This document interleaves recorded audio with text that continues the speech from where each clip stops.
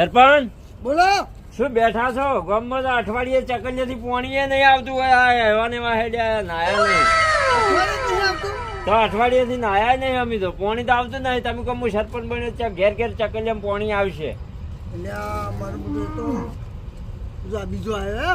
સરપંચ હા light bill વધારે આવે એનું કોઈ કરો કે એટલે એ આ તમે મને સરપંચ બનાવ્યો છે કે તમારો નોકર બનાવ્યો છે?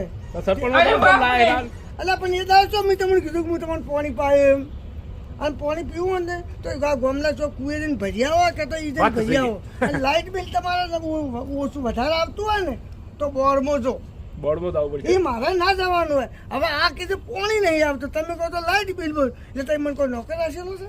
કોઈ તમે મને પગાર આલો છે? લે હળોદા સરપંચ કોઈ કોમ નહીં કરી એ તો તમે ગામમાં આયા કોક તો વિકાસ તો કરવો પડે કે તો સરપંચ બન્યા છો. ગામ તમારા કને જ ફરિયાદ લઈને આવે કે તારા કને જોડે અલ્યા, જાય. મારા કને ના બાનું હોય તમે પાણી ભરવા હું માથા કૂટો છે યાર. ગ્રાન્ટ પાસ કરી દો કે એ તો ગ્રંથ આવતા 6 મહિના થાય 6 મહિના થાય તારી એવું આ તો પંચાયત છે.